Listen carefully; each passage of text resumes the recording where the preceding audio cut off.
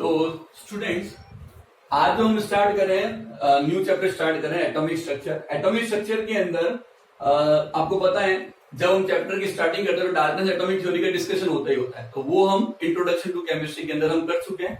वैसे उसमें कोई बहुत बड़ा पार्ट है नहीं, लेकिन आपको पता है डाल्टन ने कहा था कि एटम को हम डिवाइड नहीं कर सकते, फर्दर सब डिवाइड नहीं कर सकते, लेकिन ये बात गलत थी।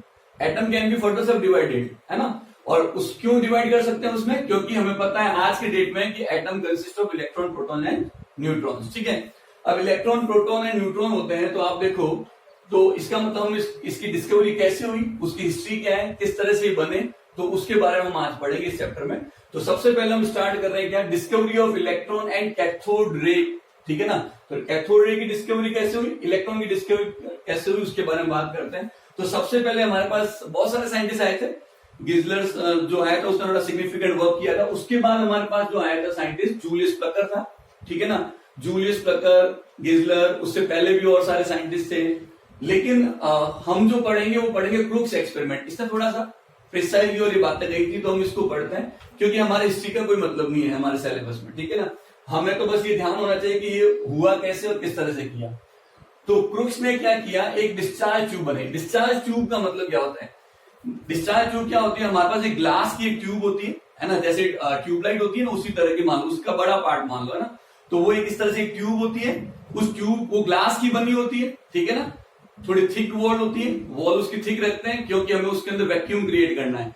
तो वैक्यूम क्रिएट करने के लिए हमें क्या चाहिए, सबसे पहले वैक्यूम क्रिएट करने के लिए सबसे पहले ग्लास की वॉल अगर थिन हुई तो गैस जब बाहर निकालेंगे तो वो ट्यूब ब्रेक हो जाएगी। इसलिए हम यहाँ पे लेते हैं थोड़ी थिक वॉल एक ट्यूब लेते हैं, और उस ट्यूब के अंदर हम क्या करते हैं, इस तरह की एक ट्यूब ले ली हमने। ठीक है ना, इस साइड के अंदर हमने हमारा एक इलेक्ट्रोड लगा होता है जिसको हम एनोड बोलते हैं, और इधर हमारे पास कैथोड फिट होता है। ठीक है, और वैक्यूम पंप लगा देते हैं। वैक्यूम पंप जो होता है वो क्या करेगा, नाम से लग रहा है वैक्यूम पंप, मतलब इसका यूज करेंगे वैक्यूम क्रिएट करने में। आपको पता है जब भी हमारे पास नॉर्मली कोई ट्यूब आएगी उसके अंदर एयर होगी, मोस्टली हम मानते हैं 1 एटमॉस्फेयर प्रेशर, एयर का जो प्रेशर है उतनी होती है। वैक्यूम पंप से हम उस एयर को क्या निकालते हैं, और यहाँ पे क्या करते हैं, गैस को मिनिमम से मिनिमम करने की कोशिश करते हैं। ठीक है ना, और फाइनली जितना मैक्सिमम निकाल सकते हैं वो निकालते हैं। हालांकि 100% परफेक्ट वैक्यूम इस तरह से बनाना ऑलमोस्ट इम्पॉसिबल होता है, लेकिन फिर भी ऑलमोस्ट या नियर वैक्यूम हम यहाँ पे क्रिएट कर सकते हैं बाय यूजिंग वैक्यूम पंप। ठीक है, अब देखो, अब इसमें क्या किया था, क्रूक्स का क्या एक्सपेरिमेंट था, क्रूक्स का ये एक्सपेरिमेंट था, उसने एक डिस्चार्ज ट्यूब ली, उस डिस्चार्ज ट्यूब में एक गैस फिल थी। ठीक है ना, और इसको एनोड और कैथोड इलेक्ट्रोड के साथ इसने बहुत हाई वोल्टेज को कनेक्ट कर दिया, जो कि क्या है 10 किलो वोल्ट। ठीक है, हाई वोल्टेज, अच्छा 10 किलो वोल्ट से ज्यादा भी होगा कोई दिक्कत नहीं है, बट इतना तो लेना ही पड़ेगा अप्रोक्सीमेट। ठीक है, अब देखो क्या हुआ, इस हाई वोल्टेज के प्रेजेंस में जैसे हाई वोल्टेज क्रिएट किया तो देखो क्या होता है उस केस में। तो इसने 3 ऑब्जर्वेशन लिए जनरली। ऐसे पहले बहुत सारे साइंटिस्ट थे, उन्होंने क्या ऑब्जर्व किया कि जब हम गैस लेते हैं, जब मान लो हमने एक डिस्चार्ज ट्यूब ली है, उसके अंदर एक गैस है और दोनों साइड हम करंट फ्लो करते हैं और उसमें प्रेशर को जब लो करते हैं तो वो डिस्चार्ज ट्यूब ग्लो करने लग जाती है। अब डिस्चार्ज लैंप का मैं आइडिया बता देता हूँ कैसे। जैसे ट्यूबलाइट भी ग्लो कर रही है, आपने देखा होगा ट्यूबलाइट के अंदर प्रेशर कम होता है। या जब आप मार्केट जाते हो तो कई दुकानें ऐसी होती है जिनका नाम लिखा होता है क्या, एक ट्यूब के फॉर्म में लिखा होता है ना, और उसमें वो ऑरेंज कलर का होता है, जैसे मान लो जैसे नियॉन लैंप कहते हैं, जो सुना भी होगा कई जनों ने।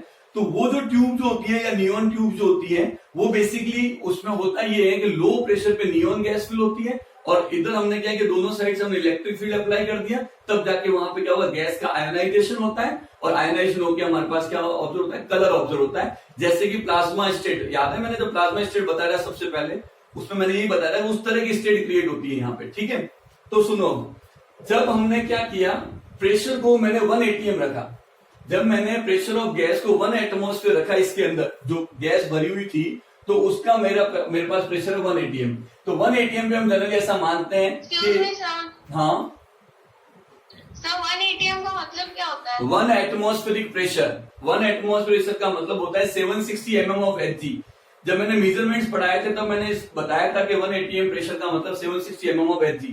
एटमॉस्फेयर जो भी है उसका प्रेशर जो एक्सर्ट होता है वो 1 atm होता है, उसका मेजरमेंट है। ठीक है, कैसा होता है, कितना होता है, किस तरह से कैलकुलेट करते हैं, वो हमारे पास आइडियल गैस जब हम पढ़ेंगे तो वहां डिटेल से पढ़ेंगे उसको। ठीक है, अब देखो, तो एटमॉस्फेयर प्रेशर जो होता है 1 atm और 760 mm, ये जो है एयर ही है एक तरह से, इसके अंदर फिल है।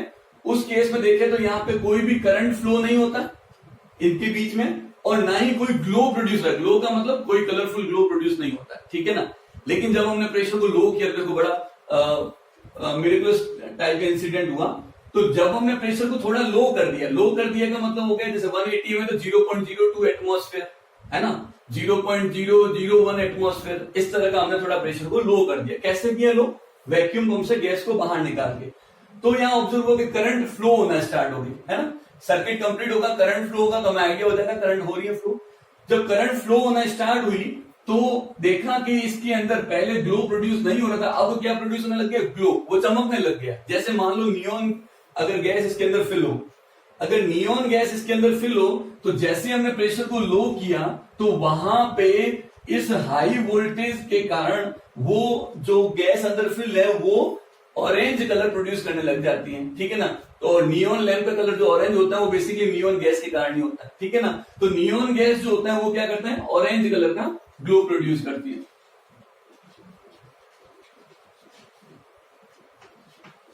और अगर हम हाइड्रोजन की बात करें तो ये ब्लू, लेकिन हाइड्रोजन गैस हम जनरली यूज नहीं करते हैं, ठीक है ना। और भी अलग अलग होता है, बट ये ध्यान रखना। तो वापस मैं रिपीट कर रहा हूं, जब प्रेशर को लो किया तो पहले 180 पे करंट फ्लो नहीं हो रही थी, अब करंट फ्लो होना स्टार्ट हो गई। और जो पहले 180 पे ग्लो भी नहीं था सिग्निफिकेंट, अब ग्लो भी प्रोड्यूस होने लग गया। और जब ग्लो प्रोड्यूस हो गया तो हम यहाँ पे कह सकते हैं, जब ग्लो प्रोड्यूस हो गया तो वी कैन से कि something is happening in this discharge tube, ठीक है ना। तो अब यहाँ पे जो हो रहा है वो क्या है उसके बारे में बात करते हैं। तो ये पता चला ग्लो जो होता है वो डिपेंड किसके ऊपर करता है? Nature of gas field in discharge tube. अलग अलग गैसेस के लिए यहाँ पे जो कलर होगा अलग अलग होगा। जैसे मैंने नियॉन और हाइड्रोजन का एग्जांपल लिया, मर्करी वेपर भी ले सकते हैं, ऐसे बहुत सारे एग्जांपल्स हैं। तो ये हमारे पास जो होता है इस तरह का कलर प्रोड्यूस होता है। अब देखो, अब हमने क्या किया? प्रेशर को फर्दर रिड्यूस किया। प्रेशर को क्या किया हमने? फर्दर रिड्यूस किया और इतना कम कर दिया, सिर्फ for example 10 to the power -6 atmosphere, है ना। 10 टू द पावर -6 एटमॉस्फेयर का मतलब होता है ये प्रेशर क्या है? Very very low. इसको हम कह सकते हैं नियर वैक्यूम, ऑलमोस्ट वैक्यूम मान सकते हैं। जब हम नियर वैक्यूम मानते हैं तो क्या हुआ? जो ग्लो था वो डिसअपियर हो गया, या बहुत ही नेग्लिजिबल अमाउंट में रहा। कहीं थोड़ा बहुत यहाँ एनोड के साइड में दिखेगा, बाकी कहीं नहीं दिखेगा, ठीक है। तो ये जो ग्लो है वो गायब हो गया और करंट अभी भी फ्लो हो रहा है, करंट अभी भी फ्लो हो रहा है। लेकिन यहाँ पे देखो कुछ नहीं रहा है कि क्या हो रहा है। इसका मतलब ये हुआ कि something is coming from cathode और एनोड, ठीक है ना। कुछ ना कुछ तो इसके अंदर हो रहा है, तभी तो करंट अभी भी फ्लो हो रही है। और करंट फ्लो होने के लिए इलेक्ट्रॉन का फ्लो होना जरूरी होता है, आज हम जानते हैं। उस समय ये इलेक्ट्रॉन की डिस्कवरी हुई नहीं थी, उससे पहले की बात बता रहे।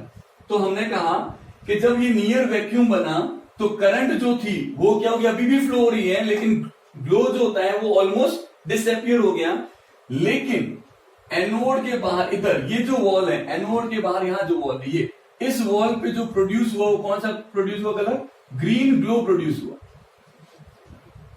अब बताओ, ग्रीन ग्लो जो प्रोड्यूस होता है इस ग्लास की वॉल पे, उसके प्रोड्यूस होने का रीजन क्या हो सकता है? तो सबको आइडिया है कि जब कोई चीज यहां से, सबको पता है कैथोड और एनोड के बीच में कुछ तो एक्सचेंज हो रहा होगा, बट यहां पे एनोड के इस साइड में ग्रीन ग्लो प्रोड्यूस हो रहा है। कुछ इनविजिबल चीज है जो इधर टकरा रही होगी, तभी ग्रीन ग्लो आ रहा होगा, ऐसा हम प्रेडिक्ट कर सकते हैं। तो इसका मतलब ये हुआ कि अगर हम यहां बैठे हो तो we can say something invisible is coming from cathode, and when this invisible strikes on wall of container, wall of discharge tube, तो ग्रीन ग्लो को प्रोड्यूस कर रहे हैं। तो वो जो इनविजिबल समथिंग इज कमिंग जो है फ्रॉम कैथोड, उसको हमने क्या बोल दिया? कैथोड रेज, ठीक है। वापस एक बार रिपीट कर रहा हूं, सुनना इसको। यहां पे क्या था, जब इसने प्रेशर को बहुत लो किया तो करंट स्टिल फ्लो हो रही है, वो नहीं रुकी, बट ग्लो गायब हो गया। इसका मतलब ये हुआ कुछ तो ऐसा है। अच्छा, ग्लो गायब होने के बाद करंट चल रही है तो कुछ तो हो ही रहा है यहाँ पे।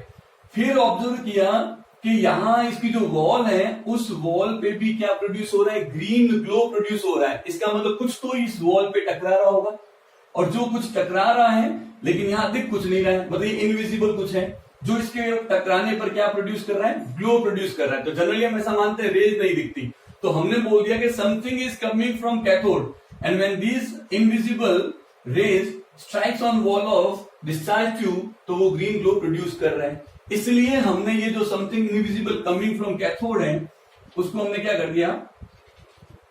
उसको हमने जो है वो टर्म दे दिया, हालांकि ऐसे भी टर्म होती है क्योंकि ऑब्वियस बात सर्किट कंप्लीट हो गई। तो इसको हमने क्या बोल दिया, कैथोड रेज। तो कैथोड रेज जो होती है वो कैथोड से प्रोड्यूस होती है और वो एनोड की ओर मूव करती है, ठीक है ना।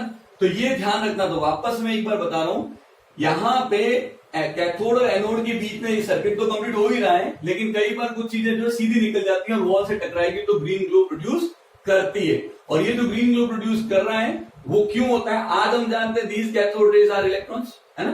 कैथोड रेज जो है इलेक्ट्रॉन से मिलके बनी होती है, और जब ये इलेक्ट्रॉन इसकी वॉल से टकराते हैं तो यहाँ पे ग्लास जो बना होता है वो सिलिकेट का बना होता है। जब ये इलेक्ट्रॉन सिलिकेट से टकराएंगे उसके अंदर इलेक्ट्रॉन्स को क्या करेंगे, एक्साइटेशन डी एक्साइटेशन होगा, उसके कारण यहाँ पे ग्रीन ग्लो प्रोड्यूस होता है, ठीक है। तो ये अपने को ध्यान रखना है। इसके क्वेश्चन जब भी आप मेरे से पूछोगे, लेकिन एक बार इसको थोड़ा सोच लो फिर हम आगे स्टार्ट करेंगे।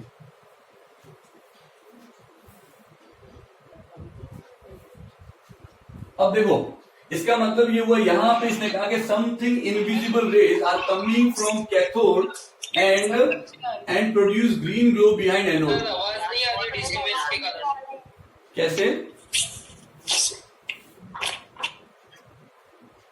तो अब देखो, तो यहां मैं बता रहा था कि जब ये इनविजिबल चीजें, इनविजिबल रेज जो कुछ कैथोड से आती हुई ऐसे लग रहा है, क्योंकि ग्रीन ग्लो यहां प्रोड्यूस हो रहा है, इसे लगेगा कि कोई चीज कैथोड से आ रही है, ठीक है ना।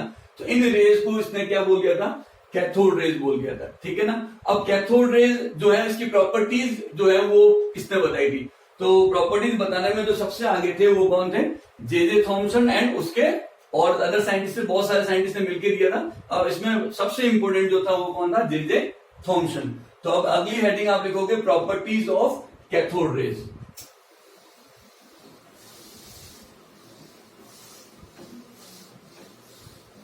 अरे एक पॉइंट यहां पे आ गया, तो कैथोड रे जो बनती है वो बनने की कंडीशंस क्या है बताओ, कैथोड रे कब बनती है बताओ। सर ब्लर हो गया बोर्ड। कैथोड रे बनती कब है, हाई वोल्टेज पे और लो प्रेशर पे। ये बड़ा इंपॉर्टेंट क्वेश्चन है, ठीक है ना। सही है ना यार, दिख तो रहा है। देखो कैथोड रे जो बनती है, तो सबसे पहले लिख दो, cathode ray is produced at high voltage and low pressure, ठीक है। अब properties, high pressure and high voltage and low pressure. Properties of cathode rays.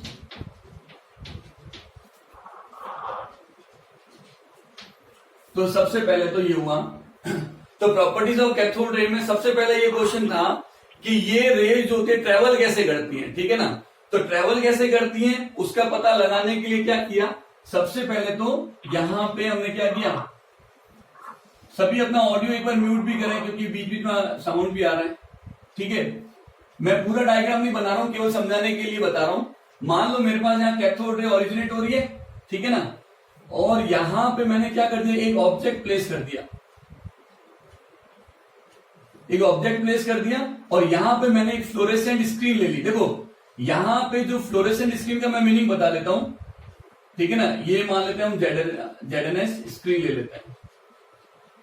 देखो जिंक सल्फेट एक फ्लोरेंसिंग मटेरियल होता है, ठीक है ना, और वो जब उसके ऊपर कैथोड रे या कोई ऑब्जेक्ट गिरता है तो वो ग्लो प्रोड्यूस करता है, ठीक है ना। तो ये हमारे पास एक फ्लोरेंसिंग मटेरियल है। तो ग्लास की वॉल बिना जेडएनएस के भी ग्रीन ग्लो प्रोड्यूस करती है और जेडएनएस लगा दिया तो भी वो ग्लो प्रोड्यूस करती है। बेटर रिजल्ट के लिए लोग क्या करते हैं, जेडएनएस स्क्रीन यूज करते हैं, ठीक है ना। तो यहां पे इसने देखा कि when an object, opaque object है ना, ऑपेक ऑब्जेक्ट रख दिया था in the path of cathode ray, तो वो क्या करेगा, उस ऑब्जेक्ट की क्या कास्ट करेगा, शैडो कास्ट करेगा। और यहां पे इसकी क्या बन जाएगी, हमारे पास एक शैडो बन जाएगी इस तरह से।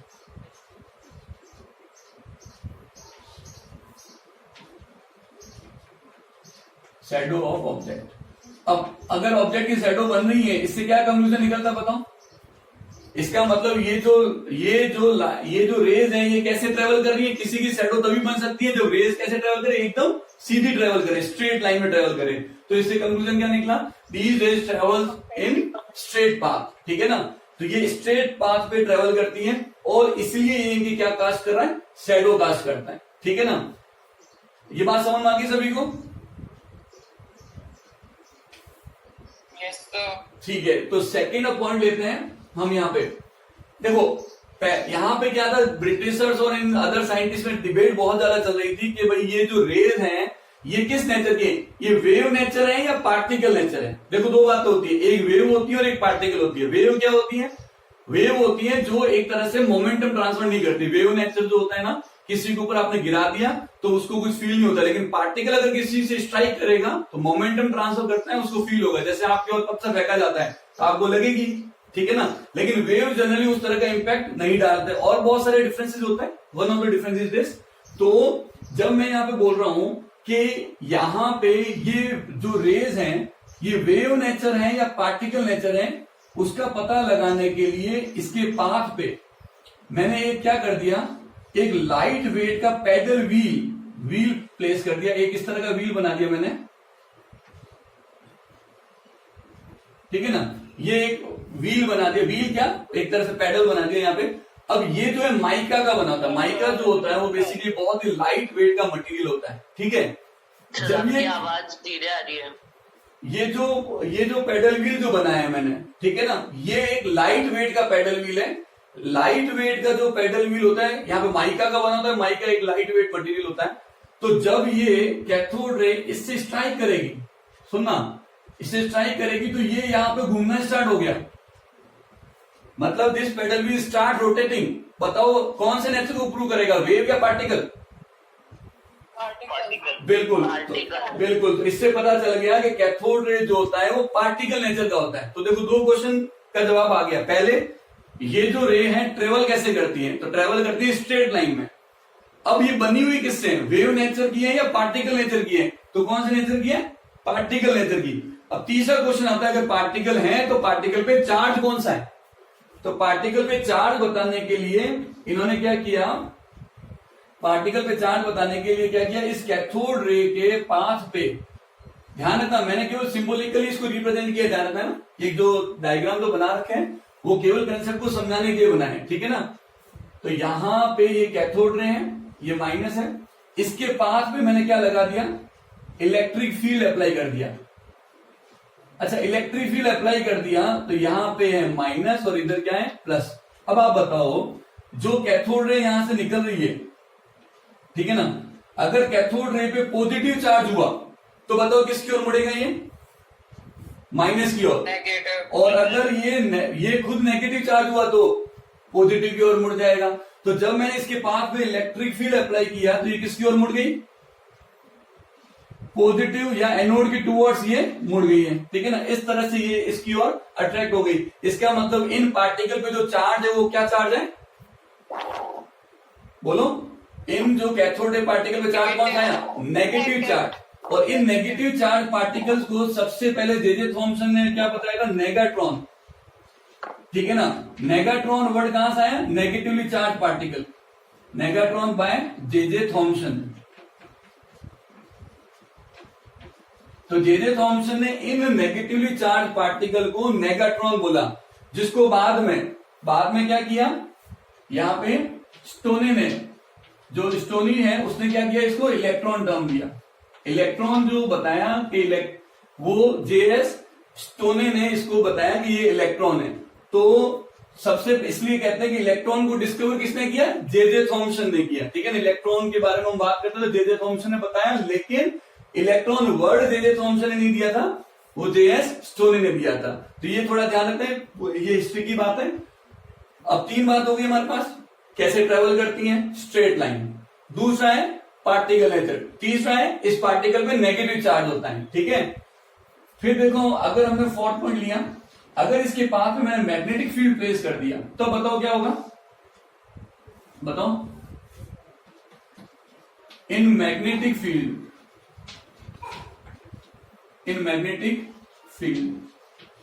ठीक है ना, ये क्या करेगा, डिफ्लेक्टेड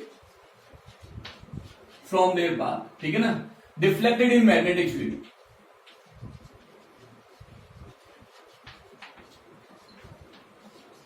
ठीक है ना। तो इसका मतलब जब भी कोई चार्ज पार्टिकल मैग्नेटिक फील्ड में एंटर करता है तो वो अपने पाथ से क्या हो जाता है, डिफ्लेक्ट हो जाता है। तो ये जो कैथोड रे जो है ये वैसे ही पता चल गया नेगेटिव चार्ज होता है तो मैग्नेटिक फील्ड में वो अपने पाथ से क्या होता है, डिफ्लेक्ट हो जाता है। तो इलेक्ट्रिक फील्ड में वो कहां जाता है, एनोड टर्मिनल के टुवर्ड्स चला जाता है, तो पता चल जाता है नेगेटिव चार्ज है। और चार्ज है या नहीं है वो मैग्नेटिक फील्ड में डिफ्लेक्शन से पता चल जाता है कि चार्ज है या नहीं है। तो ये डिफ्लेक्ट हो रहा है मतलब चार्ज पार्टिकल्स है, ठीक है। फिर क्या होता है बताओ, अब पार्टिकल है, सुनना, इलेक्ट्रॉन यहाँ पे अभी पता है कि जब यहाँ पे पता चल चुका है कि जे थॉमसन ने बताया नेगेट्रॉन, स्टोले ने उसको इलेक्ट्रॉन बोला था। तो इलेक्ट्रॉन जब डिस्कवर हो चुका था वो यहाँ पे वर्ड यूज कर सकते हैं। इलेक्ट्रॉन है पार्टिकल, जब किसी मेटल सरफेस के ऊपर पार्टिकल कंटिन्यूसली स्ट्राइक करेंगे तो क्या करेंगे, वो वहां पे एनर्जी को ट्रांसफर करेंगे और वहां पे वो जो मेटल सरफेस है वो क्या हो जाती है, हीटअप हो जाती है, गर्म हो जाती है। इसको हम बोलते हैं क्या, हीटिंग इफेक्ट। तो ये क्या करेगा, तो कैथोड रे क्या करेगा, produce heating effect when strikes on metal surface. ठीक है ना, मेटल सरफेस जब स्ट्राइक करती है तो उसको गर्म कर देती है। तीसरा जो पॉइंट नेक्स्ट इसके पास पॉइंट आता है, क्या होता है, अगर मेरे पास एक थिन मेटेलिक फॉइल है, जैसे एल्यूमिनियम की मैंने एक थिन फॉइल ले ली है ना, तो ये जो कैथोड रे है उस मेटेलिक फॉइल को क्या कर सकते हैं, पास कर सकते हैं, ठीक है ना। तो these can pass through thin metallic foil, ठीक है ना। तो ये पॉइंट है, तो यहां पे एक बार लिख दो इसको। अब देखो नेक्स्ट यहाँ पे जो इंपॉर्टेंट पॉइंट है ये है, इनको हम बोलते हैं आयोनाइजिंग रेडिएशन। सर, हाँ बोलो सर बट एनसीईआरटी में दिया है कि जो इलेक्ट्रॉन्स होते हैं इन सब का सब वेव नेचर भी होता है। वो बात की बात है बेटा, वो हम पढ़ेंगे डी ब्रोगली, है ना, डी ब्रोगली में पढ़ेंगे वेव और पार्टिकल, और डेविसन और जर्मन ने बताया था उस समय, वो एक अलग बात है। वो हम ये देखो अभी हम बात करें स्टार्टिंग की, है ना, तो एडवांस थ्योरी जो आएगी ना वो पूरा डिटेल से बताती है, ठीक है चीज, और उसको विद एक्सपेरिमेंट वो प्रूव भी करेगी। अभी हम बस जस्ट स्टार्ट कर रहे हैं ये पार्ट, और बहुत सारे ऐसे पॉइंट्स हैं जो हमें अभी बहुत आगे पढ़ने हैं, ठीक है, हर एक थ्योरी का एडवांस पार्ट होगा। तो अब देखो इधर, तो यहां पे हम बात करें 7 पॉइंट, ये क्या होता है, आयोनाइजिंग रेज भी होती है, आयोनाइजिंग रेज, ठीक है ना। आयोनाइजिंग रेज कैसे होती है वो देखो, सबसे पहले तो कैथोड रे ओरिजिनेट कैसे होता है वो बता देता हूं। सपोज करो मेरे पास क्या है, ये कैथोड है, ठीक है ना, इसको समझना ढंग से ना, कैथोड का टर्मिनल यहाँ माइनस चार्ज है, इस कैथोड के मटेरियल से क्या निकलता है, इलेक्ट्रॉन निकलता है, ठीक है, सुनना ढंग से। अच्छा ये जो फील्ड इमिशन वर्ड यूज क्यों करते हैं वो सुनना, वो इसलिए करते हैं क्योंकि इलेक्ट्रिक फील्ड के इंफ्लुएंस में ऐसा हो रहा है। तो ये फील्ड इमिशन हुआ, अब हाई वोल्टेज है 10 केवी का, है ना, 10 केवी के हाई वोल्टेज में ये इलेक्ट्रॉन बहुत ही स्पीड से एक्सेलरेट होता है। जब ये एक्सेलरेट होता है तो क्या होता है, बीच में गैस पार्टिकल आएगा, मान लेते हैं गैस पार्टिकल में ये ऐसे इलेक्ट्रॉन्स हैं, ठीक है ना, सपोज कर रहे हैं, हम ड्रॉ कर रहे हैं केवल समझने के लिए ना, सिंबॉलिकल रिप्रेजेंटेशन है, ध्यान रखना। मान लो ये इलेक्ट्रॉन है और ये फास्ट मूविंग इलेक्ट्रॉन जो एक्सेलरेट हो रहे हैं हाई वोल्टेज से, when these fast moving electron strikes with gas particle, तो ये इनमें से इलेक्ट्रॉन को बाहर निकाल देता है। बाहर निकलाएगा तो एक इलेक्ट्रॉन ये गैस का और दूसरा इलेक्ट्रॉन जो होगा वो यहां से निकला, वो ये दोनों मिलके अब ट्रेवल करेगी टुवर्ड्स एनोड, और टुवर्ड्स एनोड ट्रेवल करेगी तो ये दोनों मिलके बना रही है कौन सी रेज, कैथोड रेज, ठीक है ना, कैथोड रेज। और यहां पे ये गैस पार्टिकल जो है इसमें से इलेक्ट्रॉन निकल गया तो ये बन गया पॉजिटिव चार्ज गैस पार्टिकल। इस प्रोसेस को हम क्या बोलते हैं, आयोनाइजेशन। इस प्रोसेस को हम बोलते हैं क्या, आयोनाइजेशन, ठीक है ना। वापस रिपीट कर रहा हूं, जब हाई वोल्टेज के इंफ्लुएंस में कैथोड से इलेक्ट्रॉन बाहर निकलता है और स्पीड से एक्सेलरेट होता है, तो वो हाई स्पीड इलेक्ट्रॉन जब इस गैस पार्टिकल से टकराएगा उसमें से इलेक्ट्रॉन को नॉकआउट कर देगा, बाहर निकाल देगा। बाहर निकाल के ये इलेक्ट्रॉन एनोड के टुवर्ड्स मूव करेंगे और ये कैथोड रे बन जाएगी। इससे प्रूव होता है कैथोड रे बन कहां से रही है, और यहाँ पे ये कैथोड से बन रही है, बीच में गैस पार्टिकल के इलेक्ट्रॉन को भी ले लेती है और दोनों मिलकर कैथोड रे बनाते हैं। तो ओरिजिनेट कैथोड से होती है, इसलिए हम कैथोड रे भी बोलते हैं, ठीक है। जब ये गैस पार्टिकल इलेक्ट्रॉन निकल गया तो इसके ऊपर चार्ज कौन सा आ जाएगा? Positive charge. जब ये इलेक्ट्रॉन निकलेगा तो पॉजिटिव चार्ज आ जाएगा। तो ये जो प्रोसेस है इसको बोलते हैं आयोनाइजेशन। ठीक है ना, ये बड़ा इंपॉर्टेंट पॉइंट है। ये बात क्लियर हुई सभी को? समझ में आया सभी को ये? यस ठीक है। अब देखो, तो ये पॉइंट है, इसमें अगर किसी को डाउट हो पूछो।